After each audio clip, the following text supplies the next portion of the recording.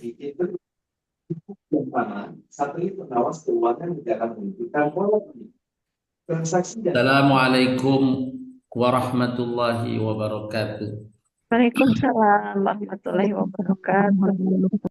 Innal hamdalillah nahmaduhu wa nasta'inuhu wa nastaghfiruh wa na'udzu billahi min sururi anfusina wa min sayyiati a'malina man yahdihillahu fala mudhillalah wa man yudlilhu fala hadiyalah asyhadu an la ilaha illallah wahdahu la syarikalah wa asyhadu anna muhammadan abduhu wa rasuluhu la nabiyya ba'dah. Allahumma salli wa sallim ala nabiyyina Muhammadin wa ala alihi wa sahbihi wa man wala wala haula wala quwwata illa billah.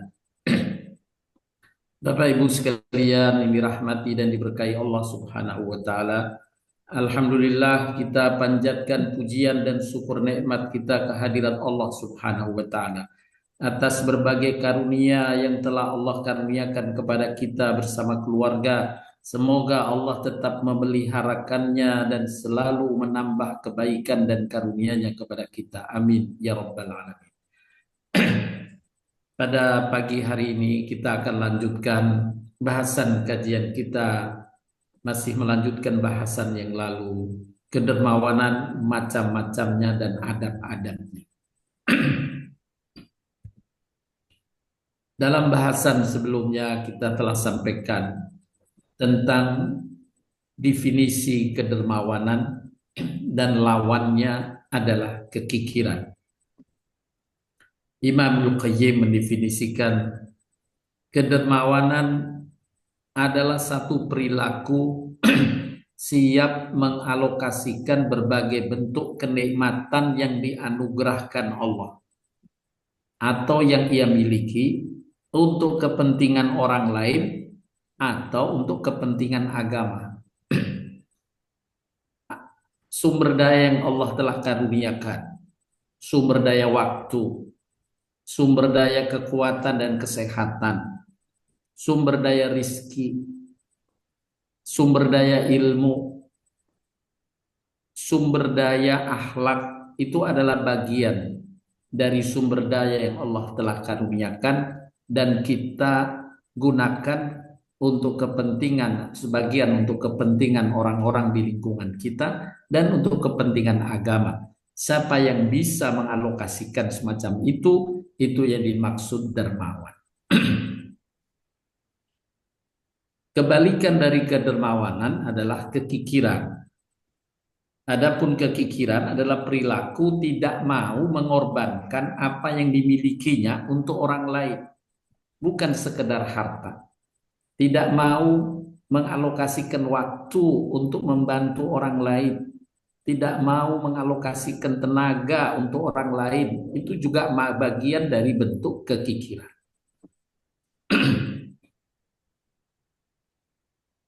Kedermawanan dengan kata lain adalah orang yang siap berkorban untuk orang lain, untuk keluarga, untuk masyarakat, bahkan untuk bangsa atau umat dan untuk agama. Kedermawanan adalah perintah Allah dan merupakan pilarnya syukur kepada Allah. Kalau kita atau seorang hamba bersyukur kepada Allah, maka Allah perintahkan pula wujud syukurnya bukan sekedar ucapan alhamdulillah, tapi dia hendaklah mengalokasikan kenikmatan itu untuk memberi manfaat pada lingkungan dan sesamanya. Dalam surat Al-Kautsar Allah Ta'ala berfirman, Inna a'tainakal kautsar fasalli li rabbika wanhar. Al-ayat, sesungguhnya kami telah memberikan kepadamu nikmat yang banyak. Allah mengingatkan kita bahwa Allah telah karuniakan kepada kita nikmat yang banyak. Maka sebagai bentuk syukur, bukan sekedar ucapan alhamdulillah, tapi Allah perintahkan, maka dirikanlah sholat karena Tuhanmu.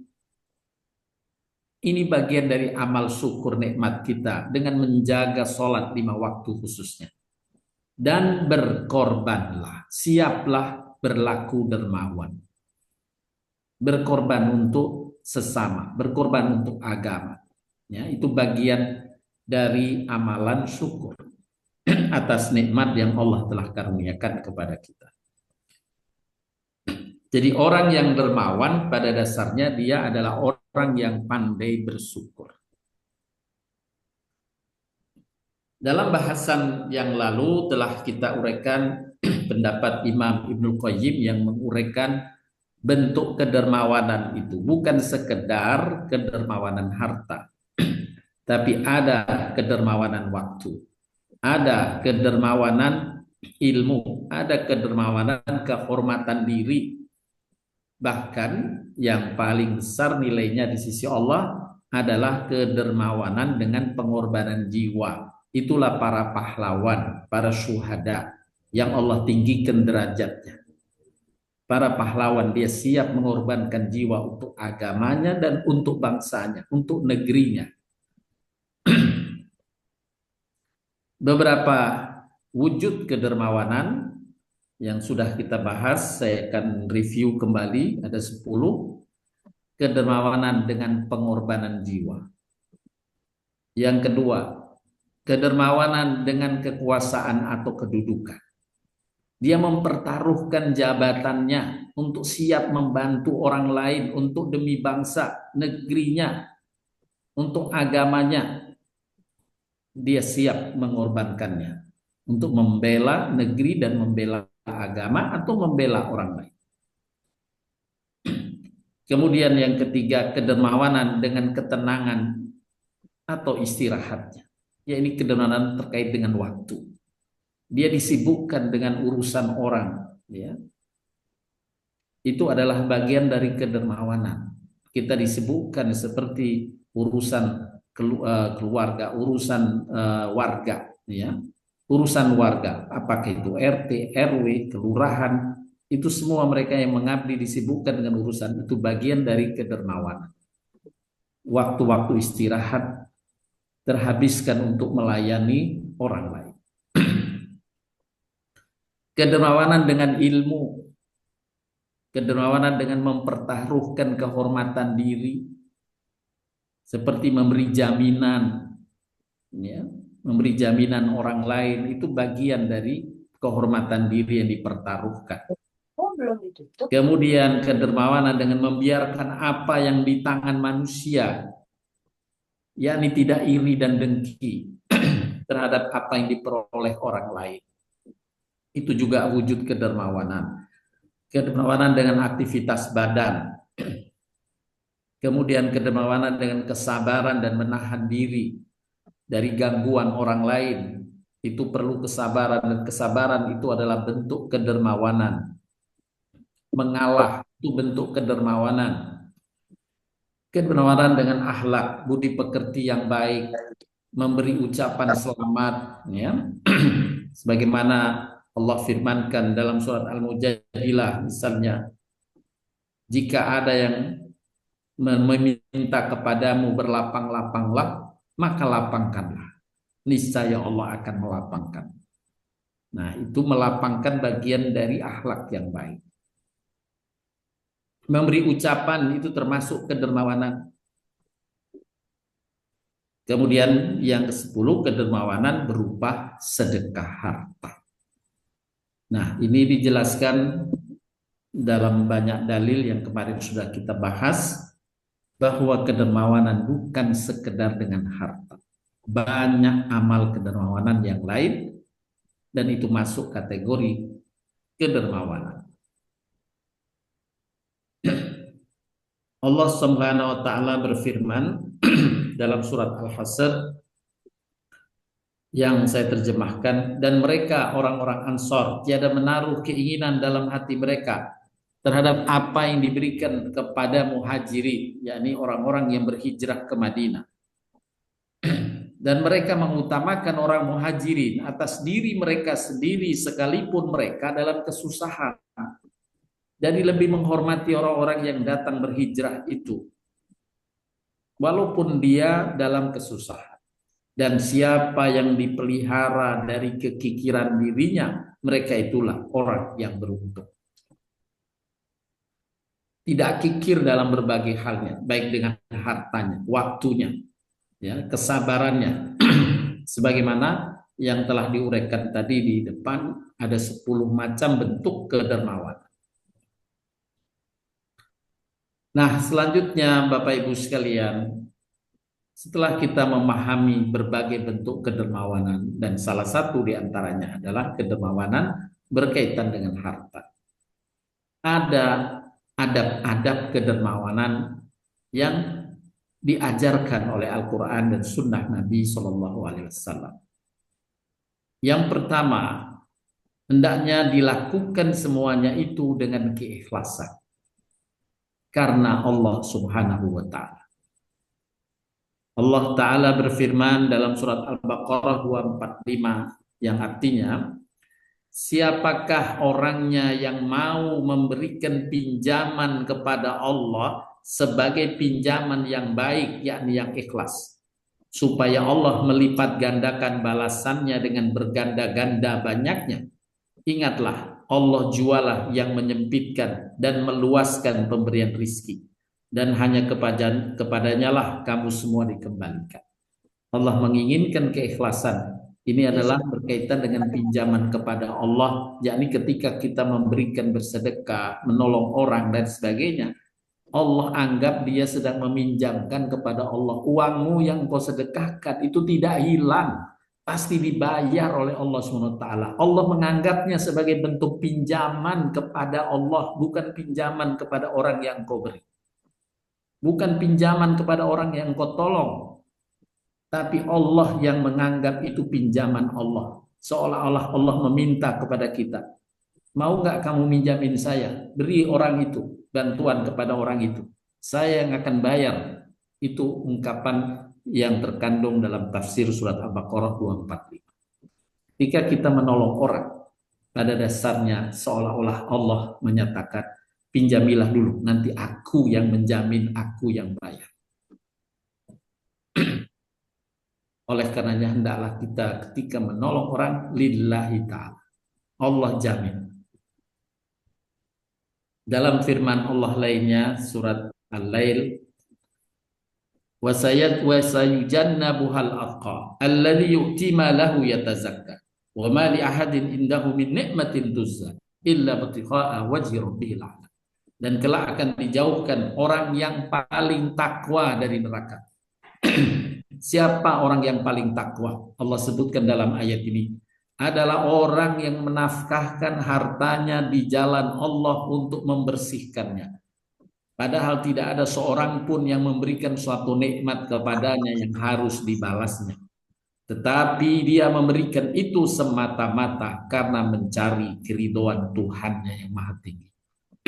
Dia semata-mata ikhlas karena Allah, maka Allah anggap itulah orang yang paling takwa dalam ayat ini. Disebutkan oleh para ulama, ada tingkatan niat dalam beramal termasuk dalam kedermawanan. Niat pertama ikhlas semata karena Allah. Ini yang dituju, yang diinginkan. Yang kedua, niat ikhlas bercampur dengan niat memperoleh manfaat duniawi selain riya, selain pujian, ya, maka itu masih dibolehkan, masih dibolehkan dalam syariat.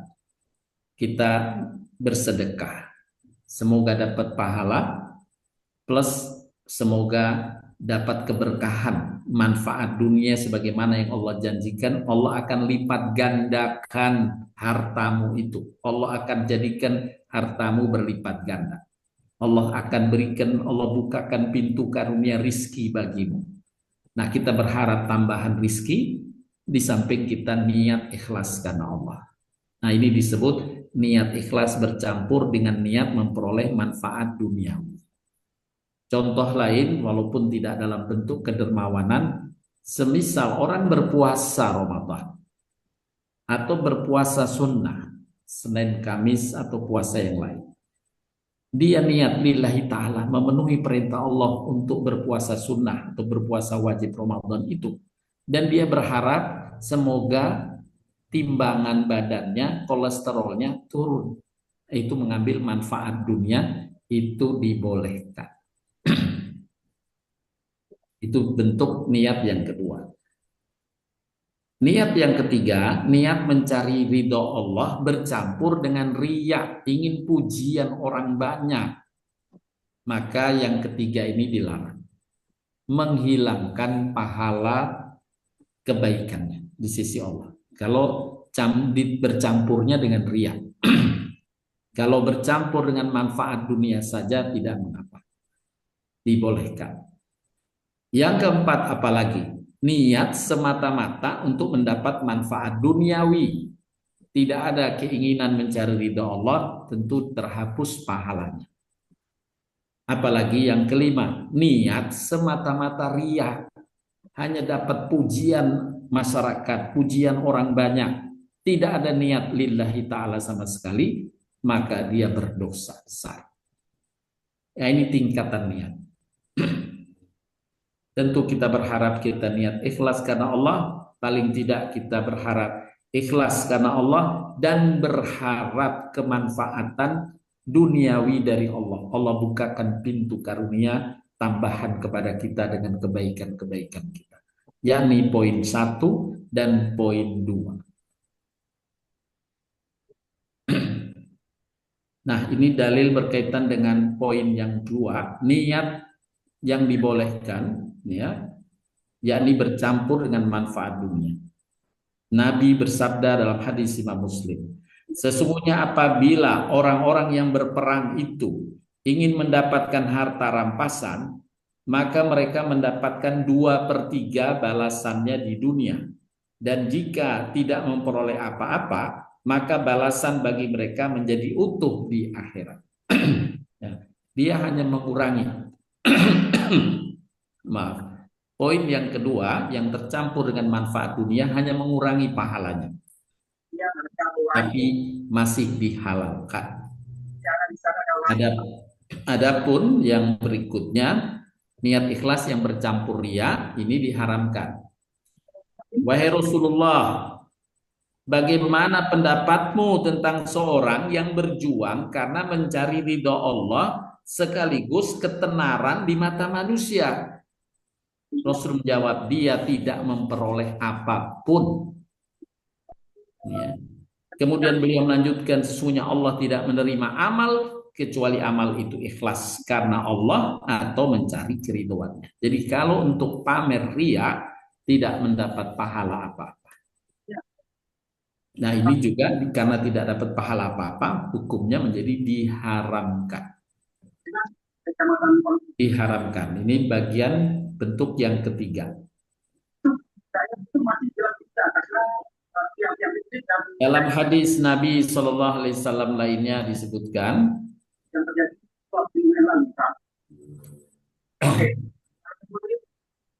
sebentar. Kalau ada didapatkan alasan dari apa kendala yang terjadi, ya itu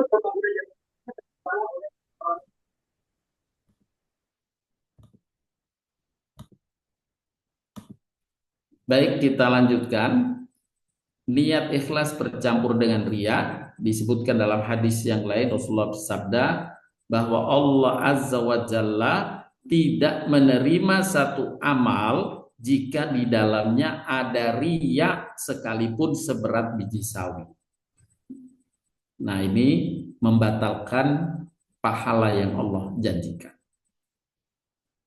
Kembali ke tadi, bentuk niat ini yang harus kita dalam melakukan kedermawanan, hendaklah poin 1, paling tidak poin 2. Poin 3, 4, 5, niat tercampur ria atau semata-mata dunia, nggak peduli ridho Allah, apalagi ria sama sekali, nggak ada kepingin harapan pujian atau ridho Allah, maka tentu lebih haram lagi. Kemudian Ini dalil berkaitan dengan mencari manfaat dunia semata. Barang siapa yang menghendaki manfaat dunia saja, maka ia merugi. Karena di sisi Allah ada manfaat dunia dan akhirat. Jadi ketika kita berbuat baik, mencari ridha Allah, Allah jaminkan manfaat dunianya dapat. Seperti bersedekah, Allah jaminkan pintu rizki terus mengalir padanya. Nah, sehingga kalau semata-mata orang menginginkan dunia, dia tidak dapat pahala, tidak dapat ridha Allah, maka dia merugi. Nah, itu adab yang pertama, hendaklah meluruskan niat. Yang kedua, di antara adab kedermawanan ketika kita menolong orang lain, membantu orang lain dengan berbagai bentuk bantuannya itu, kita boleh dengan terang-terangan atau sembunyi-sembunyi. Allah berfirman dalam surat Al-Baqarah ayat 271. Jika kamu tampakkan sedekah itu, maka yang demikian adalah baik. Boleh saja, baik ya.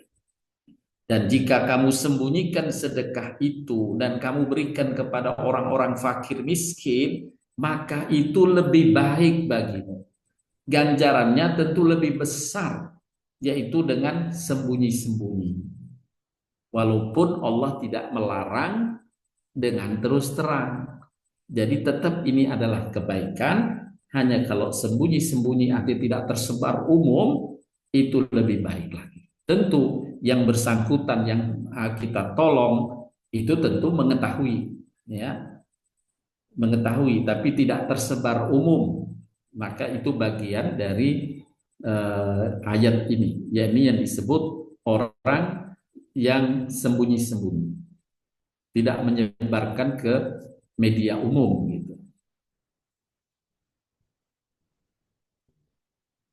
Dalam ayat yang lain Allah memuji orang yang bersedekah, berderma, berlaku dermawan, membantu orang, baik yang terang-terangan atau yang sembunyi-sembunyi. Orang yang menafkahkan hartanya di malam hari dan di siang hari secara tersembunyi dan terang-terangan, maka mereka mendapat pahala di sisi Tuhannya. Tidak ada kekhawatiran terhadap mereka dan tidak pula mereka bersedih hati. Yakni Allah jamin kemanfaatannya, ya. Merugi Allah jamin dengan berkorban untuk orang lain, menolong orang lain, memberi manfaat pada sesama. Kemudian adab yang ketiga, larangan mengungkit-ungkit dan menyakiti si penerima.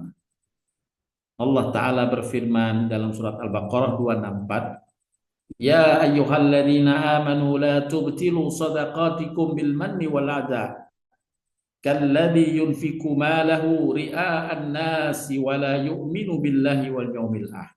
Yang artinya, wahai orang-orang beriman, jangan kamu hapuskan pahala amal sedekahmu, amal kebaikanmu dengan mengungkit-ungkit sedekah itu dengan ucapan menyakiti si penerima.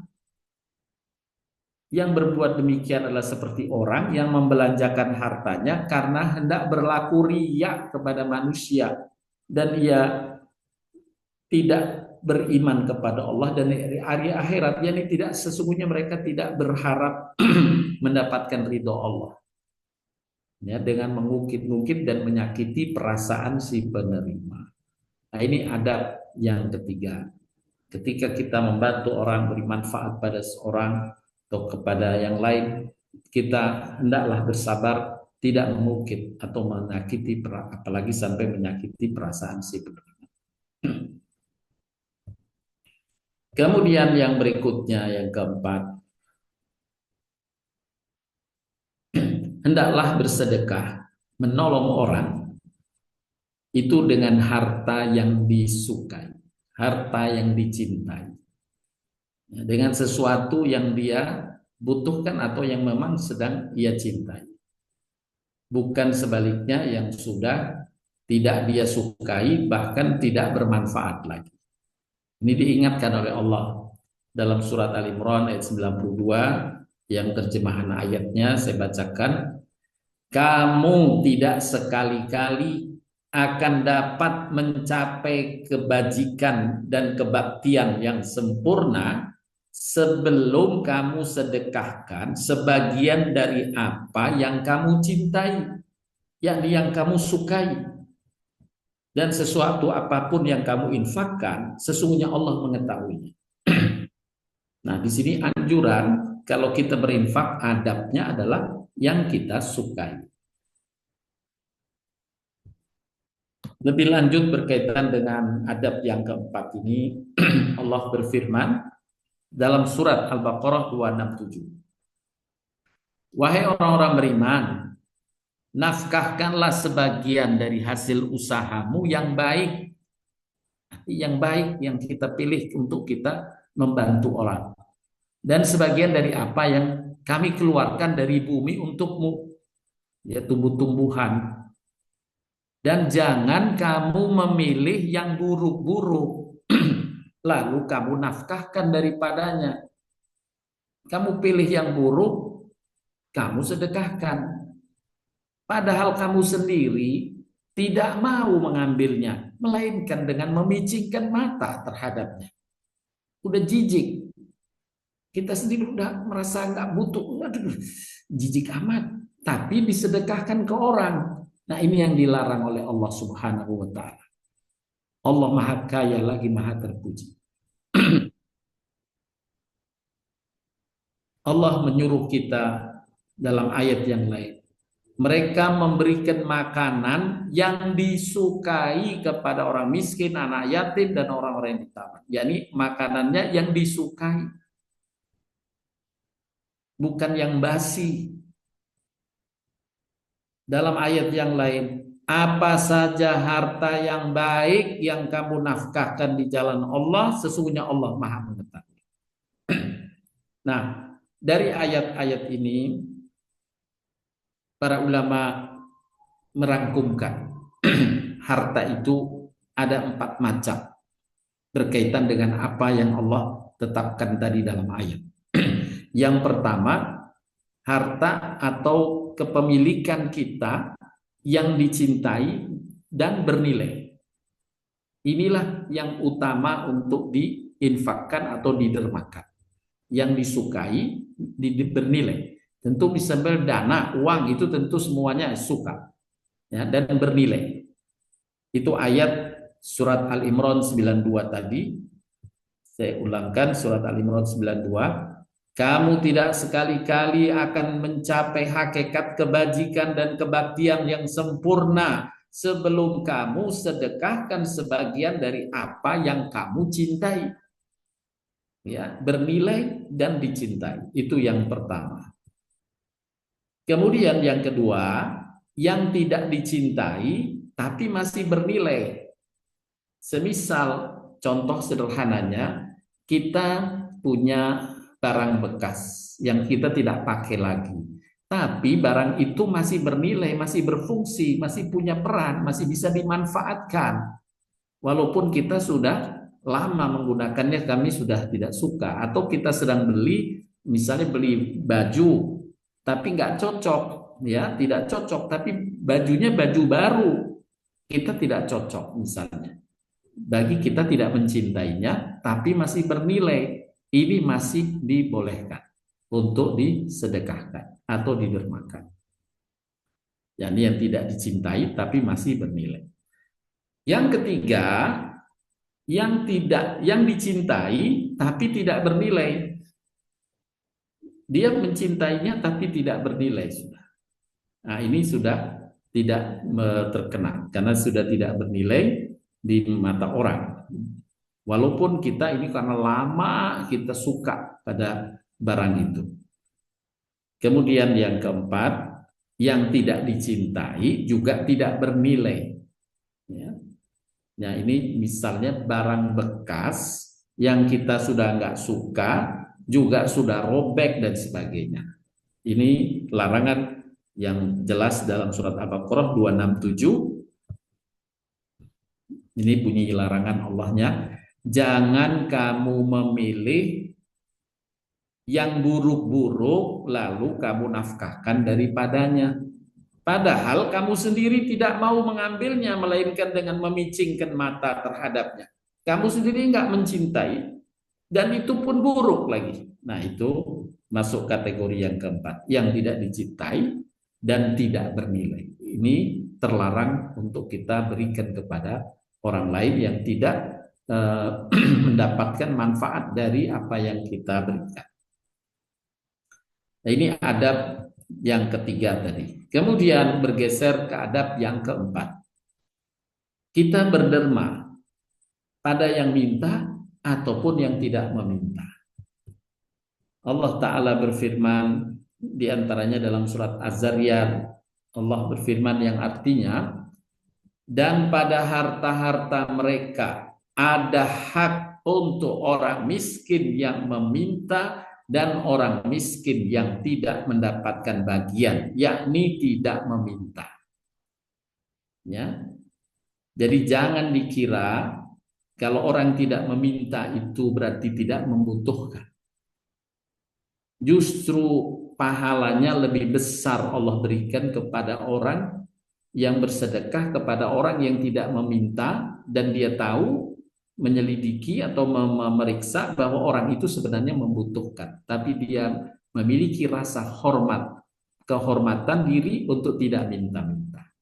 Maka siapa yang bersedekah kepadanya itu jauh lebih besar pahalanya, sebagaimana Allah firmankan dalam surat Al-Baqarah 273 berikut.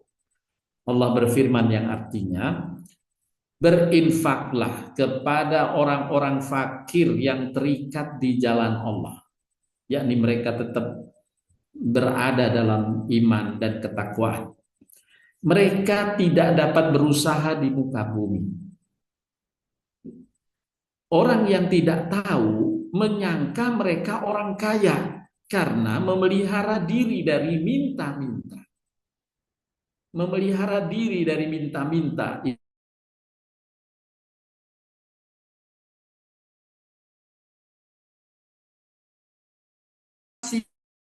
Sifat-sifatnya, mereka tidak meminta kepada orang secara mendesak.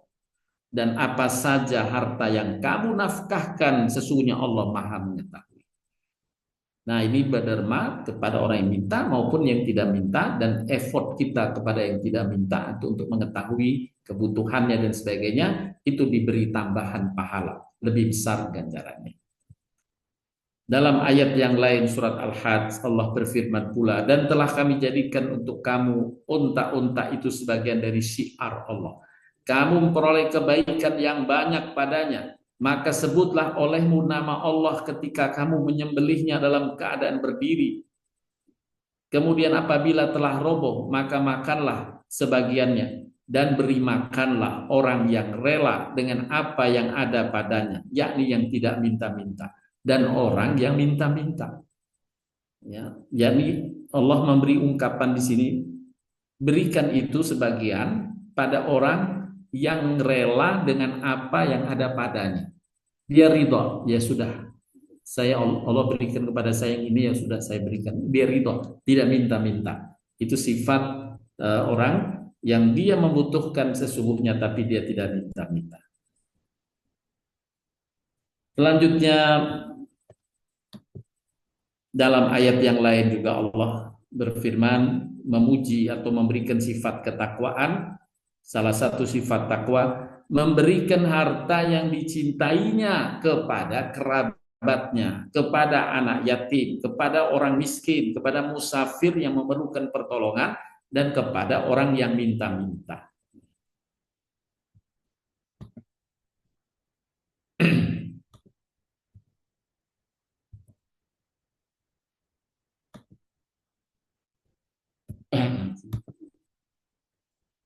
Selanjutnya Bapak Ibu sekalian, adab yang berikutnya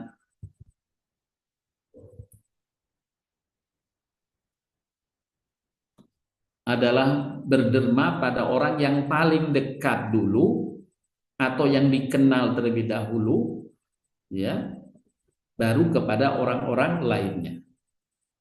Ini bimbingan langsung dari Allah dalam Al-Quran dalam surat Al-Baqarah 215. Allah Ta'ala berfirman yang artinya, mereka bertanya tentang apa yang mereka nafkahkan.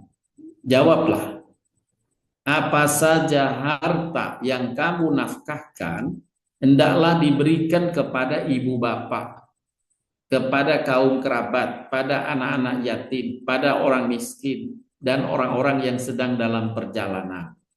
Allah mengungkapkan ini sesuai dengan urutan yang dekat dulu, kedua orang tua, kerabat, anak yatim, orang miskin, dan orang-orang yang mungkin kau tidak kenal dalam perjalanan. Yang kita kenal didahulukan. Mendahulukan keluarga dan karib kerabat. Berdasarkan hadis Rasulullah, seutama-utama sedekah adalah sedekah dari orang yang punya harta sedikit. Mulailah dengan memberikannya kepada orang yang engkau tanggung nafkahnya. Dalam lingkungan kita, kerabat dan keluarga. Nah, di sini saya gambarkan tingkat kepentingan tinggi dan tingkat kepentingan yang kurang, serta kedekatan kerabat atau hubungan. Ada orang yang kita kenal dekat, butuh. Kemudian orang yang kita kenal jauh, tapi kebutuhannya sangat tinggi. Kebutuhannya sangat tinggi. Maka lebih diutamakan kepada yang kebutuhannya sangat tinggi daripada sekedar kerabat. Tapi kalau sudah kerabat dekat atau orang yang dekat dengan kita, teman dekat kita, kebutuhannya juga urgent, maka itu lebih utama didahulukan.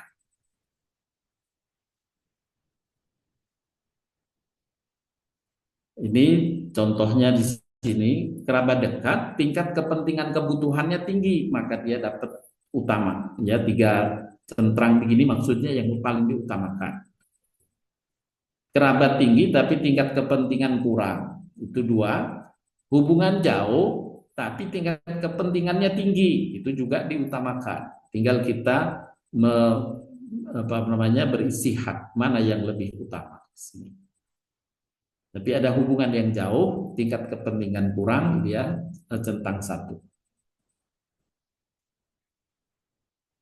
Kemudian adab dan syariah bagi si penerima. Tadi bagi si berderma, sekarang si penerima bantuan. Hendaknya setiap muslim memiliki sifat qanaah, merasa cukup, dan sifat iffah, yaitu menjaga diri dari perilaku yang tidak baik atau menjaga diri dari perilaku menghinakan diri sendiri. 2 sifat tersebut dijelaskan oleh Nabi dalam sabdanya yang diriwayatkan oleh Imam Ahmad, yang artinya, barang siapa berusaha iffah, yakni menghindar dari yang tidak terpuji, niscaya Allah menjadikannya terpuji. Dan barang siapa qanaah, merasa cukup, niscaya Allah akan memberikan kecukupan padanya. Menjaga diri dari sikap yang tidak baik itu iffah. Qanaah, merasa cukup, ya, sudah tidak berlebih-lebihan ya dalam memenuhi kebutuhannya. Termasuk sifat qanaah, seorang tidak mengadu kecuali hanya kepada Allah dan tidak menantikan kelapangan kecuali hanya dari Allah.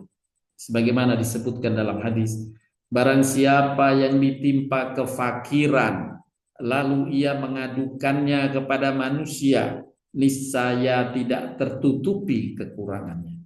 Dan barang siapa yang mengadukannya kepada Allah, Allah memberikan kekayaan padanya, bisa dengan tertunda atau kekayaan yang cepat di dunia. Dalam kondisi yang terpaksa, maka dibolehkan seseorang meminta. Ya. Itu digambarkan dalam surat Al-Baqarah 273, berinfaklah kepada orang fakir yang terikat di jalan Allah, mereka tidak dapat berusaha bekerja di bumi, orang yang tidak tahu menyangka mereka orang kaya karena memelihara diri dari minta-minta. Kamu kenal mereka dengan melihat sifat-sifatnya, mereka tidak meminta kepada orang secara mendesak, tapi cuma minta saja. Minta bantuan itu dibolehkan, tapi tidak mendesak-desak. Itu di antara adab yang Allah ajarkan. Imam Nawawi rahimahullah menyebutkan kesepakatan ulama atas larangan meminta kalau bukan karena terpaksa, kecuali memang dibutuhkan dan terpaksa. Disyaratkan bolehnya meminta bagi orang yang mampu bekerja dengan 3 syarat. Tidak boleh merendahkan dirinya, jangan terus-menerus meminta, dan jangan menyakiti orang yang diminta. Kalau tadi larangan jangan menyakiti orang yang minta, yang kita sedekahi, sebaliknya juga bagi orang yang minta, tidak boleh menyakiti orang yang dia minta. Rasulullah SAW bersabda, apabila sedikit dari harta itu datang kepadamu, sedangkan engkau tidak mengharapkan dan tidak meminta, maka ambillah. Dan yang tidak seperti itu jangan diikuti oleh hawa nafsu. Dalam hadis yang kedua, demi Allah yang diriku berada di tangannya, sungguh salah seorang darimu mengambil talinya, lalu ia memikul kayu bakar di pundaknya. Lebih baik baginya daripada ia datang kepada seseorang, lalu ia meminta kepadanya. Sama saja apakah dia memberinya atau tidak. Nah, ini dorongan untuk kita bertahan qanaah terlebih dahulu, menjaga ifah terlebih dahulu. Kalau memang sudah butuh sekali, maka dianjurkan, dibolehkan kita memohon bantuan dan meminta itu.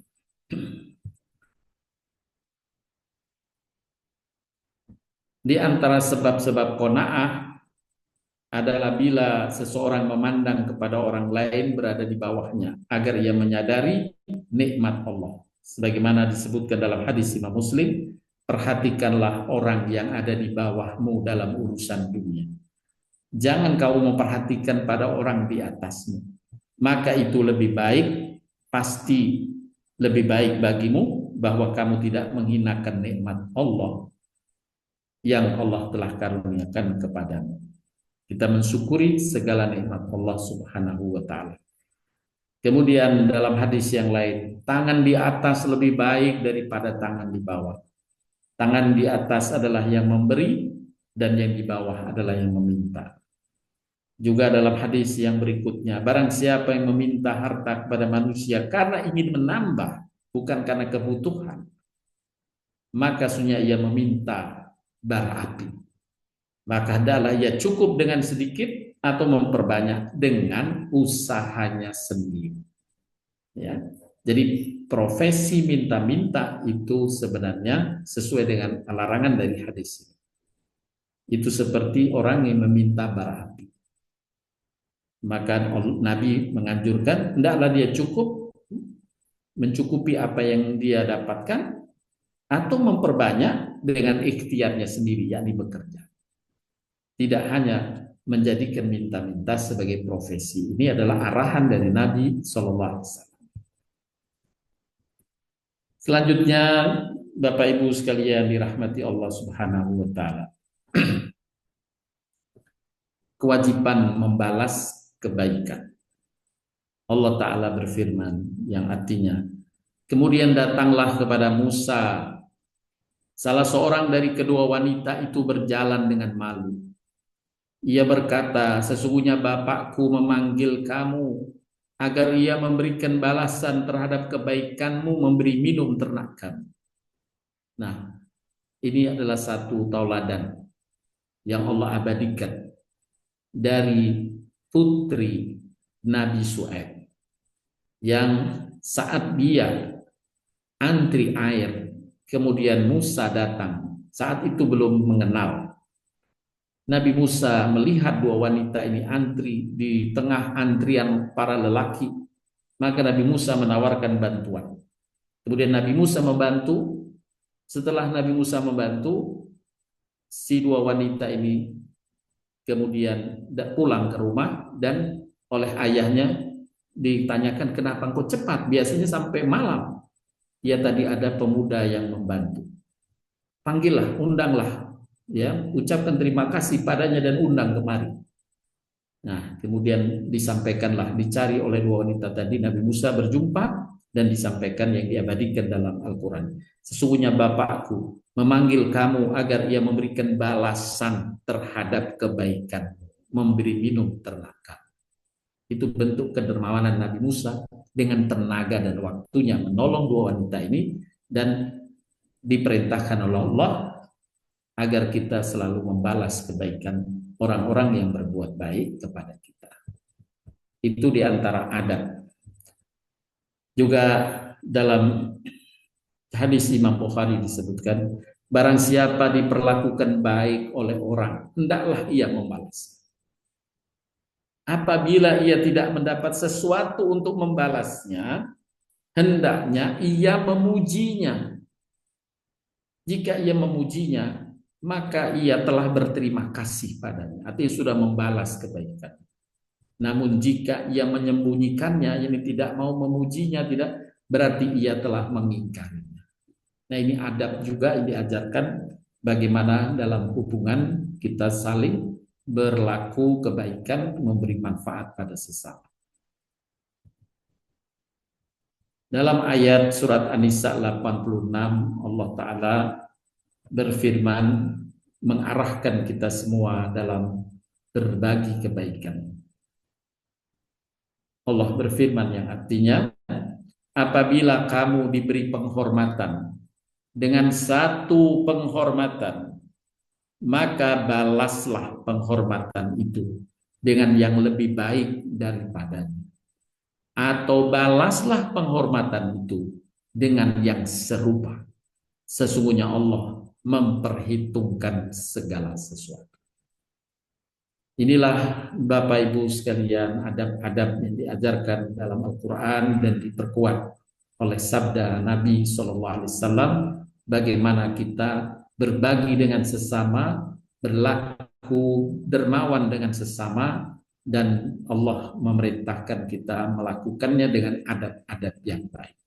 Mudah-mudahan bermanfaat apa yang disampaikan untuk menyemangati diri saya dan kita semuanya, Bapak Ibu, untuk terus beramal kebaikan sesuai dengan petunjuk Allah dan Rasul-Nya. Demikian yang bisa disampaikan. Terima kasih atas perhatiannya. Saya kembalikan kepada Bu Lili. Mungkin ada yang bertanya. Ya, jazakallah Pak Ustadz. Silakan Bu Lina kalau mau bertanya.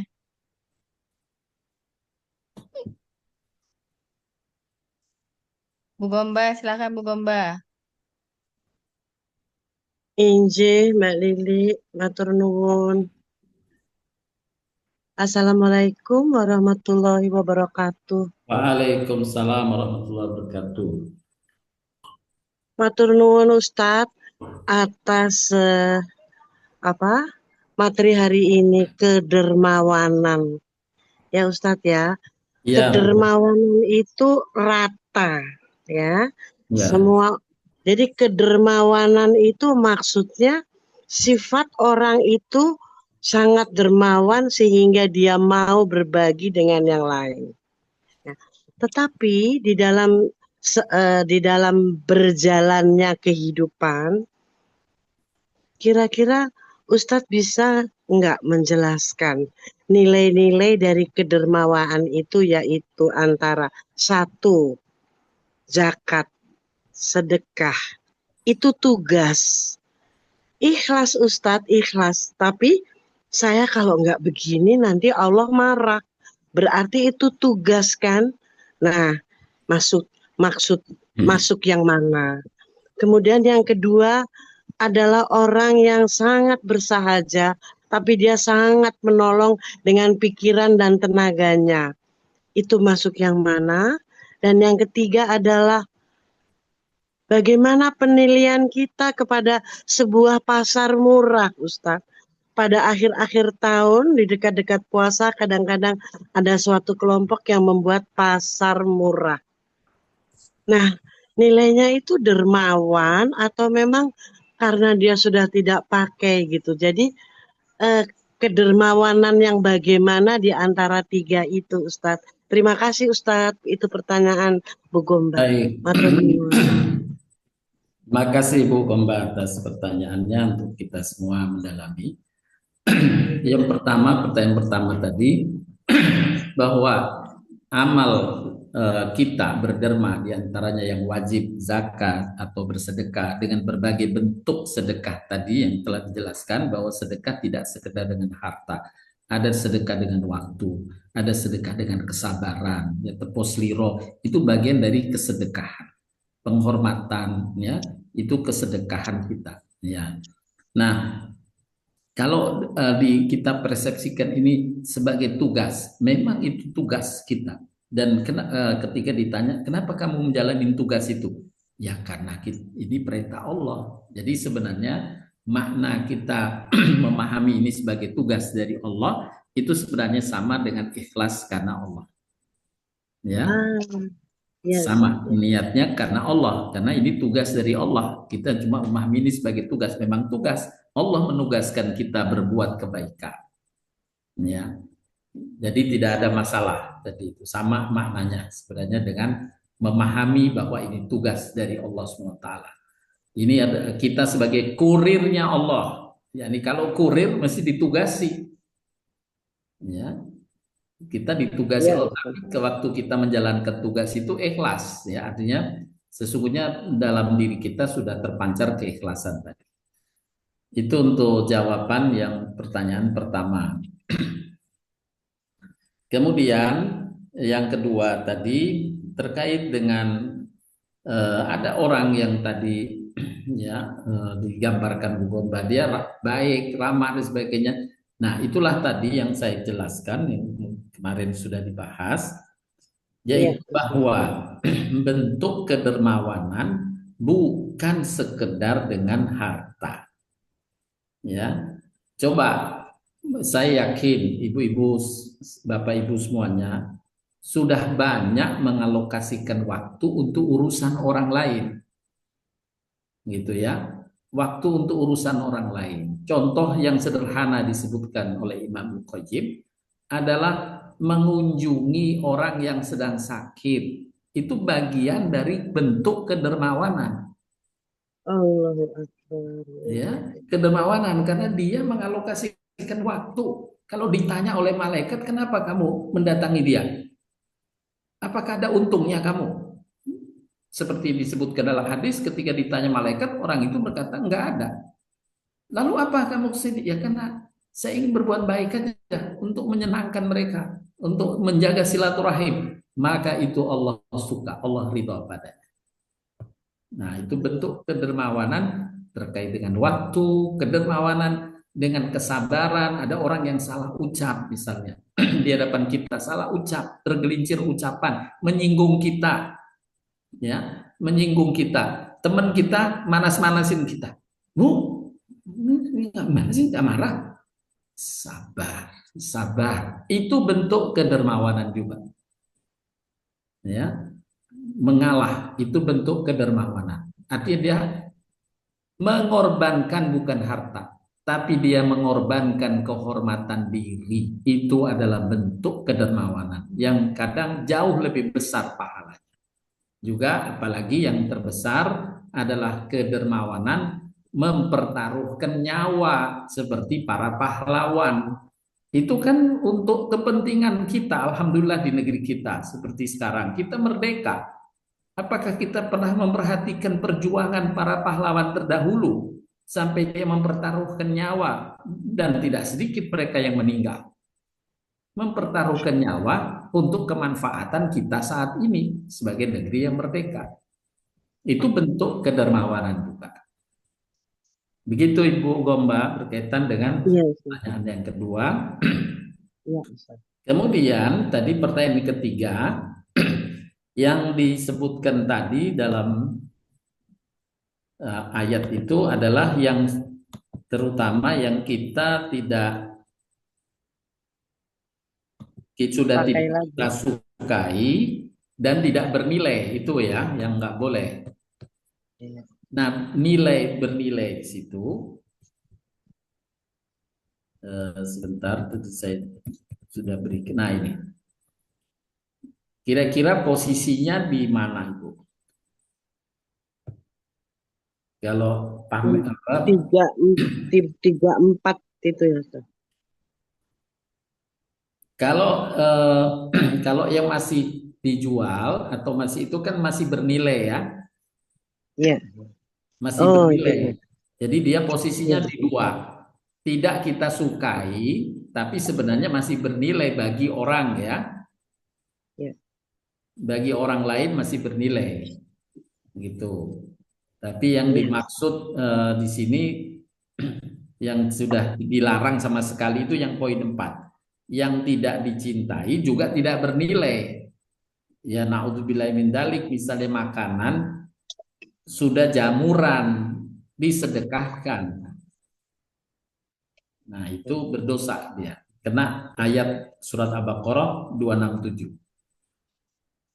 Nah, itu karena dia Ya, justru jadi akan membahayakan masih orang lain. manfaat ya, misalnya penyelenggaraan sebuah pasar murah itu masih termasuk manfaat Poin juga ya, 2 Ustaz. berarti Ibu. Iya, yang tidak dicintai, Hmm. mungkin kita nggak suka makainya, tapi bagi orang masih bernilai. Ini masih boleh. Ini yang poin 2. Baik, Ustaz. Baik, itu jawaban yang bisa disampaikan. Iya, Ya, Ustaz. Matur nuwun. Terima kasih. Jadi sami-sami. untuk manfaat untuk semua, jadi supaya semua Iya, bisa, betul. kalau berbuat bisa bisa bisa lega gitu loh, Ustaz. Iya, setuju, Bu. Insya Allah jadi kebaikan Makasih. kita semuanya. Terus tadi yang nomor 6 tuh sebetulnya apa sih, Ustadz, yang membiarkan apa di tangan kita itu yang nomor 6? Itu apa sih Ya, maksudnya? maksudnya tadi kita tidak iri dengan orang.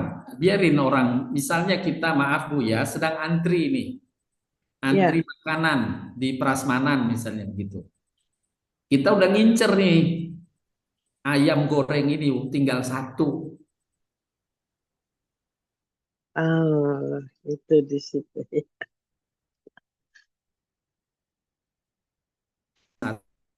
Satu itu. Nah, kira-kira kita mendapat ujian semacam itu gimana? Apa kita kan Bu udah kan Ibu udah ngambil, kenapa diambil lagi? Gitu kan enggak. Ya seperti itu atau Ya, kita bersabar. Ya sudah enggak apa-apa. Silahkan diambil deh. Nah, berarti itu kedermawanan kita terkait dengan apa mm, yang orang dapat, orang ambil. Ya. Jadi kalau ya, memang dia sudah ngambil, silahkan dah kita bersabar dalam urusan itu. Begitu Bu Gomba contohnya. iya. Ya, Ustadz, terima kasih. Matur Sama. nuwun, Mbak Lili juga. Silakan Ibu Sofi. Terima kasih. Assalamualaikum. Waalaikumsalam warahmatullahi wabarakatuh. Pelajaran yang terakhir ini, Pak. Jadi mohon dijelaskan, membalas kebaikan orang atau dengan memujinya. Ini bagaimana, Pak? Membalas kebaikan orang, umpamanya kalau Baik, ya, monggo. ya. Tadi di antara artinya membalas di situ atau memujinya, maksudnya mengucapkan terima kasih gitu maksudnya. Itu terima kasih itu adalah pujian, termasuk Iya. pujian. Ya. Begitu Bu Sofi maksudnya. Tidak Oh, mengabaikan gitu ya, tidak mengabaikan. oh, begitu. Jadi hanya kata-kata dengan pujiannya itu, maksud saya Iya, kalimatnya itu loh. iya, dapat sudah bagus, sudah seperti itu. Itu minimal dia memuji dengan bagian terima kasih ya, atas bantuannya. Itu bagian dari pujian sesungguhnya. Oh, begitu. Jadi Ya, bukan dengan kalimat yang bagaimana, yang termasuk dalam kata-kata dalam Al-Quran gitu, itu bukan ya Pak, bukan begitu ya, enggak. terlalu panjang. Ya, kalau di dalam apa sunnahnya itu mendoakan terima kasih itu dengan diantaranya doa Oh, seperti oh iya, jazakumullahu iya, khairan. Nah, itu dalam doa. Semoga Allah iya, iya. membalas kebaikanmu. Nah, itu ucapan terima kasih sebenarnya. Oh begitu ya Pak. Apalagi Iya. kalau pujian atau permohonan doa itu kita di dalam setelah setelah sholat atau setelah hari waktu apa saja begitu ya Pak, Oh mendoakan. iya, boleh lebih baik lagi, nggak apa-apa. Oh iya, iya. Baik Pak, terima kasih Pak. Monggo. Sama-sama Terima Bu kasih Sofi. Mbak Lili. Terima kasih Baik Bu Bu Sofi. Lili, mungkin sementara Saya berharap cukup terlebih dahulu karena kebetulan saya juga ada acara undangan kajian di tempat lain. Mohon maaf. Baik, Pak Ustadz. Baik, Ustaz. Pak Atur Farhan. nuwun, Ustaz. Sami-sami semuanya, Bapak Ibu, terima kasih atas perhatiannya. Mau Semoga tanya, Amin. Pak Ustadznya ada waktu, ada acara, jadi nanti aja nanya ini.